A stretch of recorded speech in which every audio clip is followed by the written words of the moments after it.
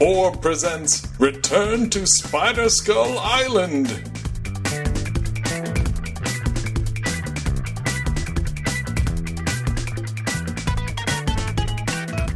This is Gary Butterfield. This is Cole Ross. And it's the end of the season. Don't look away. Don't look away. Stare at it. Stare. Father will know. Look at what happens. Yeah. See what you did? No. The end of this season, but not the end of the season of the podcast. No. We've got Christmas specials and wrap-ups. Yeah. Done at the time where the idea of Krampus was novel. As opposed to cultural meme that kind of got a little bit tired. Yeah, just a little bit tired. But, 2004 or whatever. Yeah. Yes. Season finale. They thought it might be the series finale. Mm-hmm. They didn't know. This is a really ambitious, neat episode that I'm quite fond of. And many things that I thought were in this episode are actually in the season 2 premiere. Yes. Monarch stuff, generally. Yeah. Monarch's kind of left in limbo on this and is like, so weirdly, this is a very bifurcated episode. We've got the two plots. We've got the arrival of Jonas Jr., which has been foreshadowed here. And then we also have the death of the boys. Yes. And the Monarch is kind of there, but only like tertiarily involved. Even though I love the Monarch scenes. Oh, it's so good. It's real weird. They don't really claim credit for it. Nope. This was co-written, Jackson and Doc both wrote this episode. And they talk about how like Jackson did the Jonas and Doc stuff. And Doc Hammer did the stuff with the boys and Dr. Orpheus. And nobody claims the Monarch stuff. Maybe this was Doc because the Monarch really only ever interacts with the boys. Yeah. That seems likely I guess to me. it's possibly. He mentioned specifically the boys and Orpheus when he talks about it. But maybe he means that. I don't know. Because there's solo Monarch stuff that's incredibly good as well in this. So good app. Yeah, no, this is very good. Again, we're getting to that point where it is hitting on all cylinders, both jokes and like lore and plottiness kind of stuff. With some of that lore and plottiness, this ends with the death of the boys. This was shocking. It's a really bold choice. They knew that the boys were going to be clones during the season, and in fact, one of the ideas that they had was to do kind of like a South Park kind of thing, where they killed the kids every episode or every other episode, something like that. Wouldn't be great. Yeah. And there are explicit, I should have worked this out in the prototype phase. Yeah. During Are You There, God? Are You There, God? It's Me, Dean. There are hints about it, but they knew that was going to be the thing. But they also wanted this to work as a series finale where the main characters just die and it ends on this down note.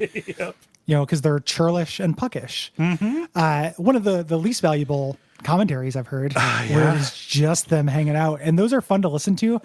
But man, making those work is very funny because I watch the episode without the commentary to make notes, and then I watch it with the commentary to like amend my notes. And I'm like, okay, gotta watch it with the commentary. I'm gonna get a bunch of cool stuff to add. Not one bit of insight. No.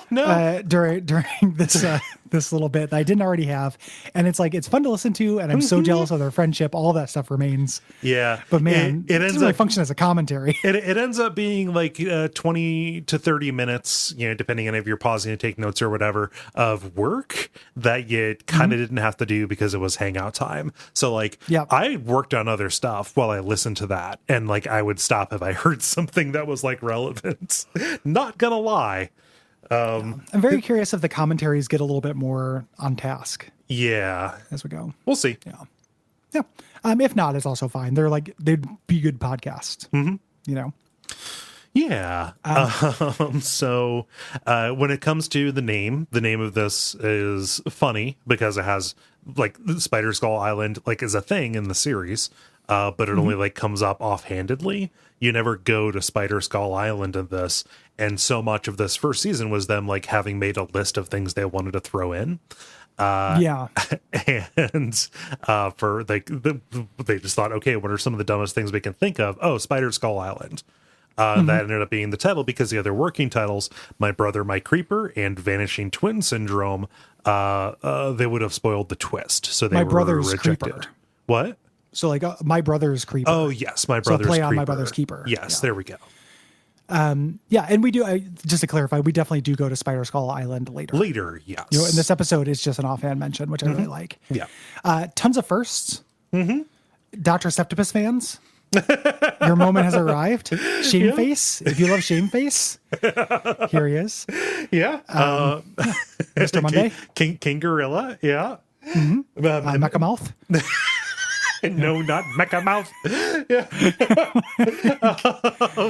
Yeah. Oh gosh, offhanded mentions of Captain Sunshine and Wonder Boy. And explicitly the death of Wonder Boy, which ends up being a major plot, thing. like a major thing. Yeah. Really cool to have these tendrils reaching into the future. How about this? Yeah. Other little like production trivia. The animation in this episode is sped up. This episode skips the opening credits and has an extra minute added to it. Yeah. So they had to bump the animation. So there are a couple of things that look a little weird here. Yeah. But let's get into it. Let's actually just start talking about it because there's a lot to talk about. A lot of like really great classic bits. A lot of ground to cover. So much ground to cover that they actually had to cut the opening that would have established why the characters are dressed the way they are. So we have the X-1 landing at the Venture compound while we hear a 911 call playing. While somebody is like panically saying Rocky went crazy and killed people at the Cineplex. Like, oh God, their bodies everywhere. And as they land, they get the Ventures get off of the plane and they are done up in Rocky Horror Picture Show outfits. Yeah. There was originally going to be a scene that explained this, where the doctor showed an X-ray of Old Man Johnson with a phantom mask in his ass. To kind of explain this, but they cut that. This was just added at the last minute. It makes the beginning of the episode very jarring. Yes. But also it lends to that idea that you never see the exciting thing. Like they just get back from this mission. You know, like Rusty was called out to do ghost busting at the Cineplex during the monthly Rocky Horror Night. And they had to go in costume. Which is very funny. And then the idea is it's just an old man in a mask. It's Scooby-Doo. Yes. Yeah. You know. But like Brock is dressed up as Rocky. We've got Rusty as Frankenfurter. I love that like when Helper shows up, he's magenta. Just for 1 second. It's the only time like Helper's barely in this episode. He later tries to drive a car, but his pops up and it's a little sting before the credits. Thing. And as this is happening, Rusty starts gripping his stomach and exclaiming in pain. His belly's a little distended. He's saying it's nothing, it's a hernia, it'll just pop back in. Brock is saying we had to get you to the hospital. And Dean says, our dad's pregnant. Correcting Hank, who thought, our dad's becoming a real fatty. You know what this means. And then we get the shortened title sequence where they go to the hospital, the same hospital where all of the people that Brock hurt were taken. So there are no available beds. They got to go to the maternity ward. Thus, reinforcing Dean's delusion. Yes. Here, over at the prison, the Monarch is talking to 21 and 24 about doing all these wrap up things from outside. This is one of my favorite. Like, this is so funny. All of these things are so good. Like, he's just like, did you do this? Did you do this? And, they're saying yes or no. And there's so many just like little jokes in this. Like, I love, did you return the rented copy of Working Girl? Which is very funny. Did you rewind the director's copy of Working Girl? And that's very funny. But 21 going, we tried. like the things they succeed or fail at are so fucking funny. We tried. But, so good. And also just the demands that Monarch is making, like this whole other plan, like, have you sent the herpes riddled sex bots to the guild? Yes, check. Did you send apology letters to all of my Ugandan foster children? Like, this is so good. It's very funny. Everything the Monarch does in this episode is pretty much solid gold to to me. Oh yeah, yeah. And I think it's very funny that he just swears all the time now that he's in prison. It broke a barrier. Yeah, it's just really good. it's his register change. I'm so happy. Like something that happens in shows that like end up going to DVD. They're like, oh, it's uncut, uncensored. It's funnier with the beeps. The fuck you just say to me? Yeah. Like the beep. There's something about the rhythm of that's like way funnier than if you just fired off and you heard the word. I don't know why that is, but just it's like highlighting the transgression here, I guess. Yes. This is just incredibly this whole bit here with them just saying yes or no, affirming or disaffirming is very tightly edited in a very funny way. Check. Just like the just goofy delivery is so good. Oh, but they did send the charred remains of Wonder Boy to Captain Sunshine. Yeah, which will have repercussions. Yeah. Back at the hospital, Hank and Dean are like, I wouldn't mind having a little brother or sister. Dean says, and then Hank says, well, we won't be able to go on adventures if we have that little crumb snatcher around. When Brock comes out and says, Dad's going to be okay. Here's some money. He pulls out of his Rocky underwear. Take a cab to go stay with Dr. O. And Dr. O is like, he's doing the whole, just dad at a sleepover thing. Just the first thing that he says in the episode is, who wants pizza rolls? Yeah, it's very good. I want to stay at Dr. O so bad. I know I talked about how much I want Dr. Orpheus to be my father, but right. Man. Well, it's a good, I mean, okay. He fails as a dad in very particular ways, but he is a kind-hearted and conscientious person most times. He fails as a dad in ways that are very appealing to me. Yes. In ways I would like to be failed as a son. Yeah. He fails. And I'm just like, man, fail me, daddy. Like, yeah. But, Triana is at her electronic music recital. And she suspects that she'll come back smelling mysteriously of cloves, and like all of the goth stuff in here. I know I never had a style, or I was never part of a thing in high school, but like I don't know, it would have been fun to be a goth. I think maybe. Sure, yeah, that'd be fun. It's definitely the hottest girls. Oh, of course. I love him talking about giving them chai tea. It tastes slightly of Play-Doh. Yeah, he got it for saving the emperor from an army of terracotta warriors. Again, we never see the cool thing. Yep.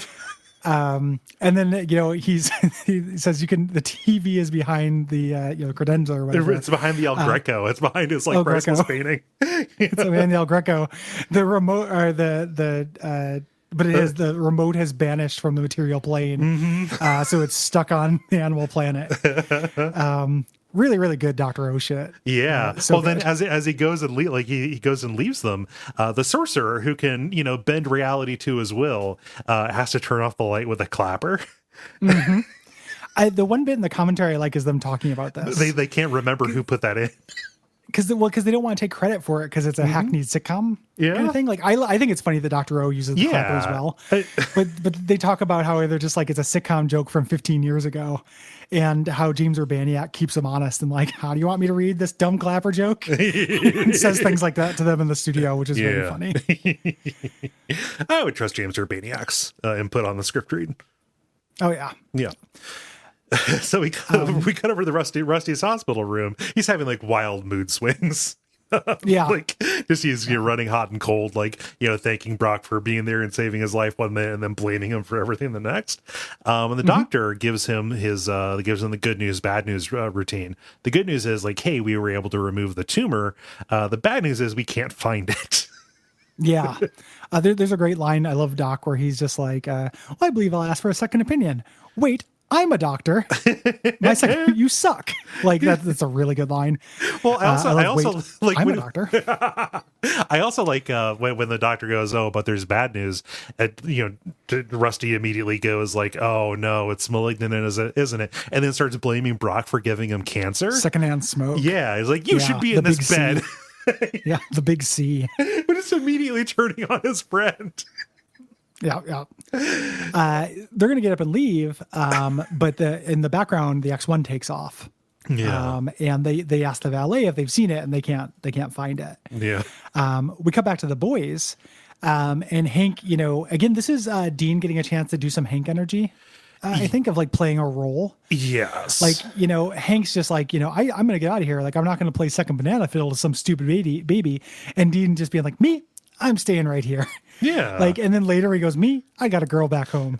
Like the way he delivers those lines, like, he's playing a role. The way that the boys do constantly is very charming to me. Well, and just that Dean, Dean's role is always like an attachment to somebody else. It seems, at least at times here. So like he's envisioning himself, like, he sees himself as Triana's boyfriend. Right. Yes. Like, oh, she'll be scared and, by thunder, and I can comfort her by explaining that it's just ionized air expanding, Yeah. They play the gentle music when he explains it. It's very good. Hank wins the argument. It says, like, if you stay here, you're going to be Dr. O's son, and that means Triana's going to be your sister, and you're going to have extra R slur babies. Again, early 2000s. Yeah, we're not going to apologize for every single R slur that shows up in this show. Nope. But I do think extra is a funny superlative to add to things. Yes. And the rhythm does make me laugh. Mm-hmm. So the next morning, Dr. O is talking to Triana, who had gotten in super late, and she's hungover. Like, oh, you're wearing the same clothes from yesterday. How frugal. And, he's making an appeal. She's being evasive. Pumpkin, let me love you.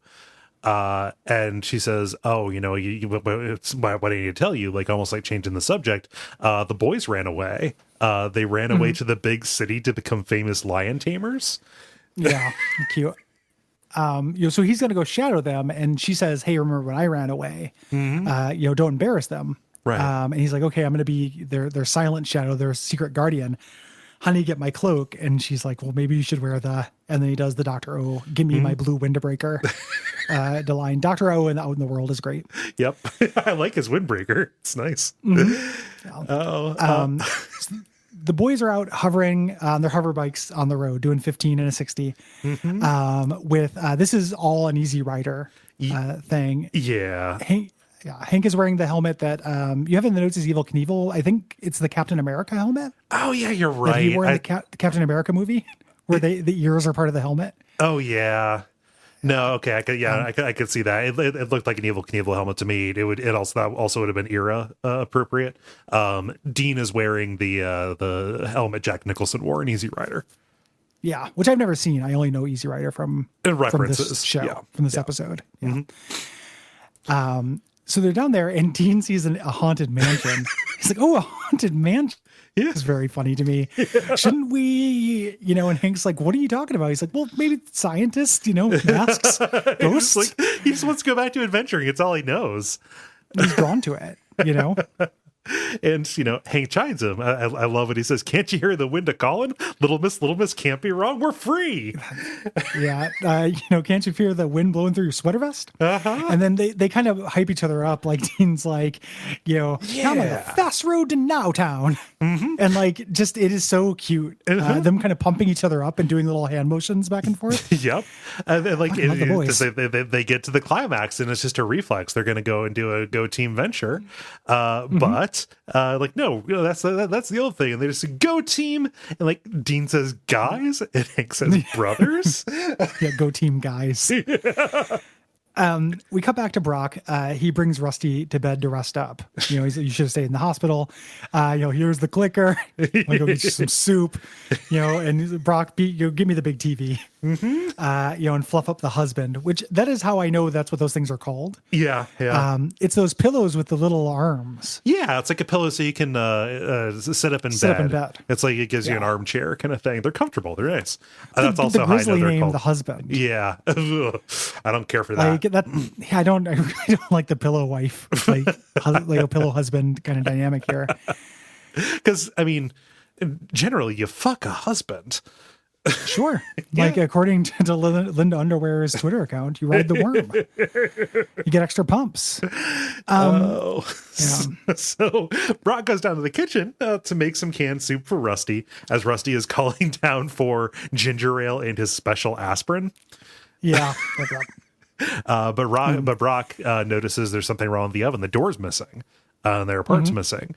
And something is dashing around behind him. And when he goes to chase it down in the lab, whatever it is, brains him with a wrench. Yep. So Rusty falls asleep at some point, and we have another dream in the womb where he swallows the other fetus. And this time he farts out a ghost of his dad, who tells him there's another venture. Like Yoda. like Yoda, and steps on his chest or punches him in the chest. When he wakes up, it's a huge robot stomping on his chest with a head that looks like his father. And the robot is constructed of like the oven and Gardo and Helper. I love that Gardo comes back. Yeah, Gardo's back, baby. And this is super weird. So we can just call it, this is JJ. This is Jonas Jr. And you know, he doesn't have the voice that he has later, like the super affable, like, oh, Rusty, like that kind of thing. It's James Urbaniak doing like a sinister voice, like 43 years ago, you tried to kill me. They knew that he would come back as a good guy. And there's a great little bit in the art book where they talk about like, we always knew he wouldn't be a villain because the worst thing you could do to Dr. Venture is have somebody succeed at being his father, you know? But the voice is really jarring at first. Like this is a quick transformation. Yes. You know? Yeah. So, you know, he wants what he's owed. Rusty, of course, does the panic button. And this doesn't work though, because JJ can just get in there. He knows the code. Yeah, he's aware of what's happening. Riding around in his stomach for 43 years. Uh-huh. You know? I know all your tricks. Like, and just the code to your safe room is all your tricks. Yep. Oh fuck, I love this diner stuff. Yeah, the diner stuff is very good. All of it. Like Dr. O's at the diner. The waitress is trying to pressure him to buy something. Uh-huh. You know, he's like, I purchased this delightful homeboy figurine. Yeah. from your vestibule. And, you know, she's like quizzing him on soda and he's asking for Moxie and birch beer. Of course. I related to this so fucking hard. Like I would have the social awareness to know, like, you're not going to get a Moxie outside of New England, but like, like this would be this would be the order. Like, okay, something weird. Birch beer. Fucking love birch beer. Mr. Pibb. Yeah. And then when she gives him the ape when she gives him the three that they have, cola, orange, or grape, he goes, grape. Like, yes, grape would be the one. Yeah. Man, Moxie's fucking nasty, dude. That's good. Yeah. Oh, that's crazy. It's astringent. It's the craziest thing you've ever done. It is astringent. It's a lot like drinking a Neutrogena product. Like it's something you're supposed to put on your face to dry up your zits. You gave but me, you drink it. I like bitter stuff. You gave me that same speech when we went to Jungle Jim's. When I took you there, we went to the I was like, oh, I want to go get some weird sodas, and I got like a double and Dr. Pepper and just a bunch of stuff. I got Moxie, and you told me, dude, you're gonna get Moxie, and I was like, I like Moxie. Come on. Yeah, I had Moxie for the first time when I visited my friend at Brandeis University, and this was back in my drinking days, and we created a drink called Moxiegrams, which is Moxie and Seagrams, and it doesn't work. Oh God, no. You need something. But I tried it real. Like I tried it. I drank some straight Moxie as well. It wasn't. I don't dislike it because I think it tastes like Seagrams. Yeah. Oh no, Moxie is already very gin-like anyway. It's got that the floral to it. Yeah. Yeah. The stuff with Hank again. Hank just taking on a role and the confidence of Hank. Yep. Like one of my all-time favorite things. So like, you know, he has pancakes for lunch. He's like, and I know it's lunch and I'll be having that. Pretty cool. And then when Dean starts to order, he's like, and the gentleman will have lamb dinner and with a side of whatever disco fries are. Yeah. Disco fries it's like American poutine. It's a New Jersey thing. Yeah. But just the idea of there being disco fries is very funny to me because that sounds like a thing. Yeah. It just sounds like reminds me. It sounds like a diner. It's like proprietary. Yeah. And that's where they're at. It reminds me of one of my all-time favorite jokes. Kyle Kinane, who's a comedian I like a lot, got gout. And he talked about it during one of his comedy routines. And the way he said it, he's like, I don't eat a lot of stuff that's bad for me. I just eat too many things with rodeo in the name.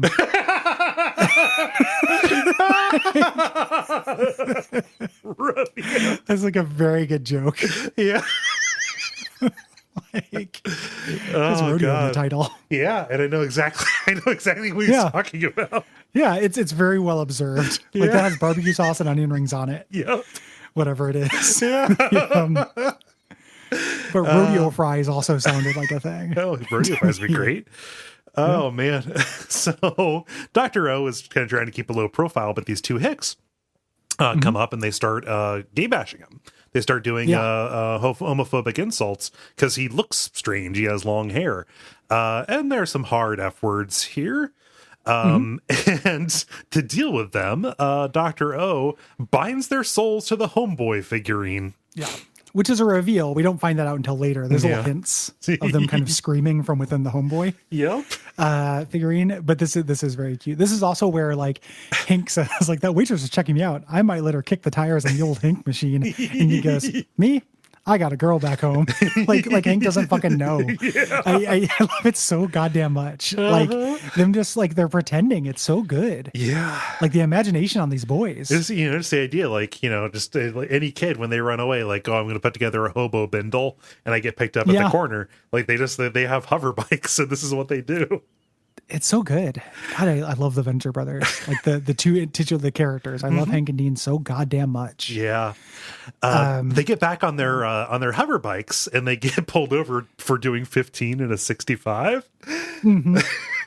This is really cute too, because it's like, were you aware that you're doing 15 and a 60? No, officer. But if you call our father, he'll, they just immediately reflexively with the confidence, like the idiot confidence that they have. And at first the policeman thinks they're drug dealers, but then finds out that they're dabbling in super science, which leads to a very funny subplot of this. Yes. They get arrested, or taken in rather. And then Dr. O is like, well, that can't be good. Cut back to the lab. We're out in the hangar. JJ, who had brained Brock, has chained him to the roof of his Dodge Charger. And, that's why there's nobody there to help Rusty as he's chased around the lab in his hospital gown. And we get the exposition here. JJ used to live in Rusty's body, and Rusty starts blaming him for every problem he's ever had. You're from the pills to the blackouts to losing the hair. You stole my hair. Yeah. I love your body has become uninhabitable. Yeah. That's why he had to leave, is because of Doc's self-abuse. Right. That's wild. Well, there's a deleted scene on the DVD. It's just an animatic, but it talks about it kind of expands on that, like, all the drinking and the pills and the not sleeping, like, I had to get out because you were killing me. That's great.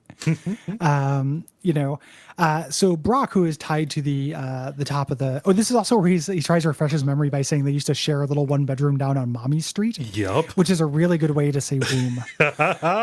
If you're ever saying womb, or if you're like an OB/GYN or something like that. Just throw that one out in your practice. A gynecologist. Yeah.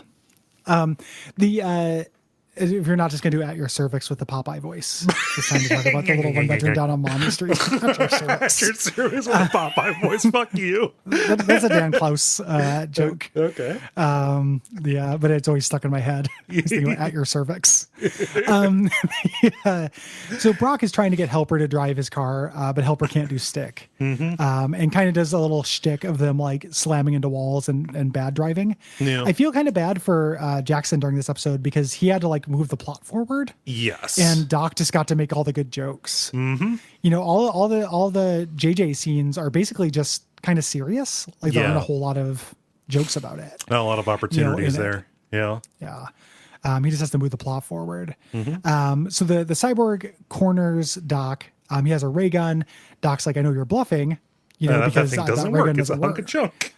Yeah. And he's like, no, you couldn't get it to work, but I could get it to work. I'm the true heir to Dr. Jonas Venture, and you stole my life from me. He's about to kill his older brother when the flaming Dodge Charger bursts through the lab windows. And this goes into like a John Woo kind of parody. Like everything is slow. Like Brock, still chained to the roof, manages to like swing and throw Rusty away. But like when it breaks through the window, he's attended by a flight of doves. And then after he crashes into the cyborg, like we get a close-up shot of dew falling off of a rose. Like it is just straight up John Woo for no reason. Yeah. Yep.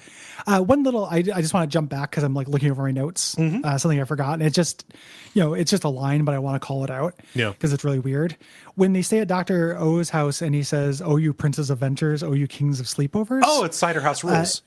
And it's from the Cider House Rules, which I'd never seen. I had to look that up. But I think Kings of Sleepovers is a good name for a band up until Kings of Leon came out. Yeah. I remember thinking like Kings of Sleepovers. That's cool. Yeah.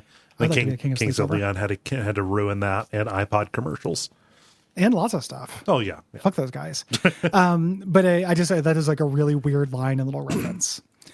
Then we get to my favorite collection of jokes in the episode. And I can imagine some people not liking it because, Prison. it uses gay as a pejorative in this. It makes light of prison rape in a way that, In a way, totally. Like, this may not work for you.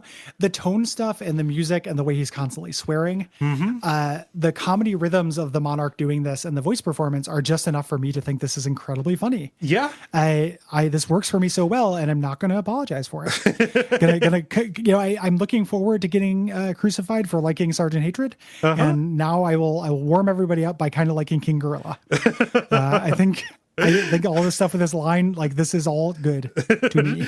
Yeah, it's like looking at this here. They're doing like a scared straight thing, right? That really, we should say what that is, because I don't know what penetration that has. Yeah, and also like if it's still a thing or whatever. So the idea of a scared straight program is that you either take kids to prisons or you bring inmates or people who are out on parole into schools, or guards. They did this with guards as well, and tell like really exaggerated horror stories about what it's like to be like in prison. Prison Mike. Prison The Mike. Dementors, they'd suck your soul. Yeah. And this is, a scared straight program to keep people away from super science. That's why the kids are here. But also like all the other dudes are like henchmen in the future is what they are. It's like people the Joker would come and and two of the people are like the ne'er-do-wells from the pilot. Yeah, like the two guys who mugged the kids. One of the kids was in the class from past tense. Like there's weird little continuity nods here. Yeah. So that's what a scared straight program is, and the idea of that for supervillains with the Monarch giving the speech, some of which I think is directly quoted from the movie version of a scared straight that they would show in schools. Yeah. Is just really funny to me. Yeah, but also the idea of threatening, saying to a kid that like, oh, a bunch of gay stuff goes on and you don't want to be somebody's girlfriend, do you? Again, just quotes. This is just a thing people say about prison. Is like part of the trope of that. Like this is like totally. that is the lie, or that is what somebody would say in this situation. So again, it's not apologizing for it if it bothers you, but like this is a genre of thing. It's a joke about a joke. Yes. Or it's a joke about a serious misguided reference to prison rape, right? Yes. Like the joke isn't like, uh-oh, look out for the soap. It's the fact that in school, Doc and Jackson and me and you got to watch videos of people telling us this. Yes. And it's really fucked up and weird that happened. And that is the joke. Like that applied to supervillainy with this, these characters who are idiots and this delivery. The joke is not that King Gorilla is gay. Right. The joke is that somebody, says that it's gay as a pejorative. He's like, you think this is gay, huh? This isn't gay, but you know who is? King Gorilla. And he's going to snap. He can't wait to snap off a piece of your dick in his ass. Yeah. And then King Gorilla does a smooch. And it's like the timing of it and the music and everything. Yeah. It works for me. I think this is very funny. King Gorilla's playing the role. And also, I mean, like the voice performance, when we talked about Monarch swearing now that he's in prison. Yeah. But like, he's not doing like the terrible blah, blah, like, cause it's not like that. Like he is immediately following, oh, you think you're hot shit in a champagne glass, but you're really cold diarrhea in a Dixie cup. Oh, that's what you say. This is gay, huh? That's what you said. He's a scrawny piece of shit. Like he is like falling like right into like just the register that is expected of him in this role. He's playing the role. Yeah. Like that's something that happens a lot in Venture Brothers, where it's like sometimes an explicit parody, but also all these characters will just duck into the role that they're given for things. I love when he grabs Dean and he's like, before he says his name, he's like, here, King Gorilla, do you have a cigarette? And he trades him. He's like, I just trade you away for a cigarette, and I don't even smoke. It's like I'm sure not part of the original thing, but a little insult to injury. And like as much as the implications of Dean being owned by King Gorilla, it's pretty upsetting. That's upsetting. And later there'll be some stuff with King Gorilla that's more upsetting that I think is like a little bit more, but this as a scared straight thing, I am into. Yeah. Well, I love, like Monarch doesn't initially recognize Dean, which is pretty weird. Maybe he's just so eyes on the prize in this role. But when he recognizes, oh, he's a Venture brother, I want this guy killed. He says, no, you give him back. He goes to offer him the cigarette, and King Gorilla's like, fuck you, I want $1. Yeah, it's really good. They're still prisoners, and he keeps the swearing cadence where he's like, "You're Dean fucking Venture. What are you doing here?" This is where he reveals that he put a hit out on them. Yeah. And he's so wallowing in self-pity about Dr. Girlfriend leaving him that he can't address that. No, it's like the boys are like, "Why would you want to kill us?" He's like, "Oh, because she needs her space." Like, yep, really, really funny.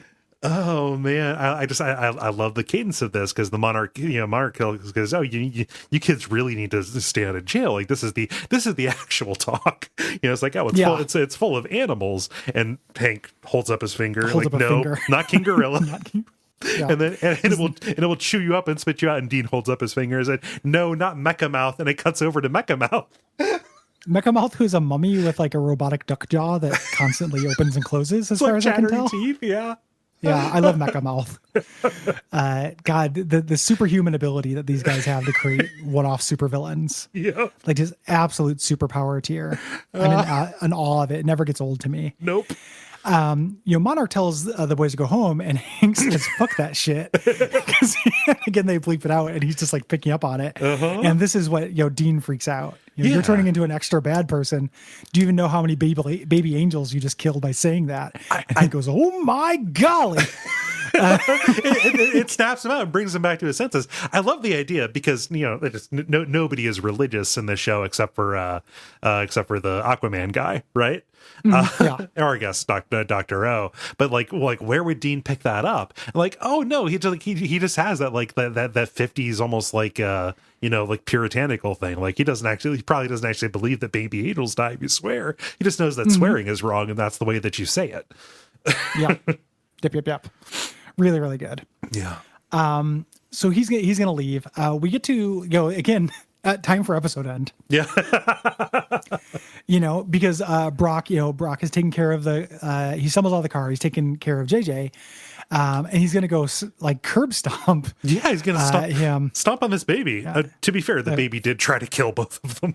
Yeah. He's a tiny baby adult. He looks like a fist sticking out of a robot or whatever he calls him, a slimy fist. Mm-hmm. He's got one of his arms is like a, it's like incompletely formed. Yeah. And he goes to stomp on him, and Rusty prevents him from doing this. Mm-hmm. He's like, "This is my brother. You're my bodyguard." Well, he came out of my body. Yeah. As like, that doesn't make us even. You still owe me. And Rusty's like, "Fine, you can take Dad's old compound in Spider Skull Island, but stop calling me Rusty." And I love that's the only reference to Spider Skull Island in the episode. Again, you don't get to see the cool thing. Yeah. And just the way that they give Spider Skull Island like an original owner and a backstory for how it came to be in the family. Masterwork. I love it with, like, later when he's trying to like offer him things like, "You can have the X2." He's like, "Well, what do I need the boat for?" Yeah, it's so good. You ask the baby his name. He says he's Jonas Venture Jr. Mm-hmm. So this is JJ, who's going to be a major character in the show, which is great. Mm-hmm. I love JJ. And then like, oh shit, well, we need to tie these stories together. Dr. O comes in to kind of explain like, hey, the kids are in jail, sorry. Mm-hmm. And instead of him explaining, he's like, oh, didn't mean to interrupt you when you had company, referring to JJ. And Brock just quickly summarizes who JJ is, like, oh, he's the twin who was eaten in the womb, blah blah blah. Dr. Orpheus, or Dr. Orpheus, hearing this, can only respond, "K." Yeah, it's really good. So they're going to go get the boys, and kind of like sloppy plotmanship. The boys have to be out of their car. Mm-hmm. So they decided to do this low speed chase. So what's with the low speed chase? It's because they're letting the boys get some of their dignity back.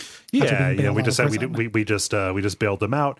If we let them drive back, they can retain their agency, etc. Yeah.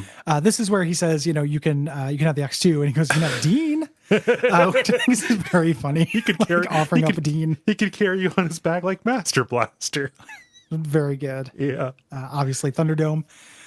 really good. The boys, I love this where they're talking about their gross uncle here, and they're just like, we got a brand new baby uncle, you know? Again, referring to uncle behavior. Oh, he'll probably give us Jovan Musk gift packs for Christmas. Yeah, which I had to look up. That's cologne. Yeah. It's like old man cologne. You know, you would probably recognize the smell from an uncle of some sort. Yeah, we're probably gonna have to kiss him and stuff. And it's like, oh, did you shake his hand? Yeah, it's like shaking hands for the chicken dinner, which is really beautiful. evocative. Yeah. What a beautiful line with it's not because it's not just a raw chicken, which would be descriptive, right? Yeah. Having shaking hands with raw chicken is probably what that feels like. But a chicken dinner implies a question mark. Like the dinner part of that, we don't know what that includes. Yeah, no, multitudes. Yeah, so fucking good. So we cut to another car. We've got 21 and 24 who are driving the Monarch mobile. And throughout this entire episode, they've been going and dealing with this to-do list that the Monarch has given them. But the last item that remains undone is to kill the Venture brothers. Yeah. Even though this is really tricky because they don't do it on purpose. Like, it's kind of dumb. They're talking about getting ammo for their shotgun and getting a haircut. Yeah. And they don't know that they're the Venture brothers. Like, we'll just ask those boys. They lean over, and the shotgun blast happens accidentally. Yes. So it's not them fulfilling a tragic order, you know, that Dr. Girl, like, all the stuff with Dr. Girlfriend pinning it on the Venture brothers is really weird. We talked about that last episode. This is also weird. Yes. Like, they wanted to, as a Easy Rider homage, they wanted it to be just like sloppy and senseless in an accident that this happened. But if that's true, then why even have the hit be put out? Yeah, why have it be 21 and 23 or 24? Yeah. Yeah. And why even introduce 23 this late in the season? You know, so they get blown away. The boys die. They get shotgunned. And instead of a normal credit sequence, they play a song called Look Away by animation director Dick DeMeo. Which is this like Bob Dylan like protest song. Yep. Oh, and then we get it's a truncated credit sequence, and we get the post credits. You know, Dr. O is sobbing because he just saw these two teenage boys die. And Rusty and Brock are standing over the mango. I forgot that they showed the bodies, Gary. Yeah, the mango bodies. And Rusty says, "All right, get their clothes." And they had James Urbaniak like pronounce the hell out of clothes is the way that they put it. But like people still when they watch this, they heard clones, like, all right, get their clones. And that led people to like put together that these are clones just by overhearing it. So yeah. And you could have put that together based on other stuff pretty easily. Yeah, based on other stuff, or just pretty good guess. You know, it's not that much of a reveal that they're clones. Like, what this is like a weird, you know, so I'm thinking this might be the season or series finale. This is their first attempt at what would become like monumental season climaxes. Yes. You know, for the show, like the wedding of the Monarch and Dr. Girlfriend in season 2, the clone facility being blown up in season 3. These are major like sea changes. Yeah. Here, this is just kind of a reveal. Yeah. And a lot of the status quo stuff carries over into the season. It's not as ambitious of a season switch as they would do. Yeah, like later. More of those. So the later season switches, those big climaxes are changes to the status quo. This is like a reveal of how the status quo has remained stable so far. Yes. Right. Yeah. And like it's a trick because like the majority of the next episode is, or the, of the season 2 premiere, like the opening sequence, the Venture brothers in it are JJ and Rusty. Right. And like Dr. Orpheus is trying to like find them, is trying like, like hunt down the kid's spirit and stuff. Right. Hunt down their souls. Yeah. Yeah. I always love, anything with a, change title sequence when they mess with the format. Yep. Like that makes me very happy whenever that happens. Yeah. So me and Emma have been rewatching The Office for depression viewing, and we did the arc with the Michael Scott Paper Company where they redo the thing. It's very cute. Yeah. So, cute stuff. That's a good arc too. I like that. Yeah. I love that too. Like, that's great. There's good late Office. So thanks everybody for listening. Thank you. We are not done with the season of this show yet. We're going to do the Halloween special. We're going to do the kind Christmas of a wrap special. up. A Christmas special. Thank you. Do a wrap up with your responses and with reviews of kind of the DVD special features, of which there are a lot of them, and they're fun. And look out, for a call for responses. Yeah. Yes. I will add a button to the Duckfeed.tv/contact. I think in the past I had said it would be a Patreon thing, but we want to get responses. We don't want to limit it too much on that. So, yeah, this show is not just for patrons. Yes. So, we would really like it if you told us your thought. Again, I mentioned this last episode, but it's important. Please limit your thoughts to season 1. We don't want just everybody to tell us everything they love about the Venture Brothers right away. Yeah. Try to keep your comments specific. Save something for later. Yeah, absolutely. Please. Anything else? Ratings, reviews on Apple Podcasts or wherever you get this. And if you would like to get episodes a week early, you can go to patreon.com/Duckfeed.tv. Yeah, we would really appreciate that. You also get to support us. Yeah. And we're cool. We're nice. Yeah. We do our best. We try. We try. Give us a break. I love that we're trying to make this pitch and we immediately get defensive. And until next time, go Team Venture.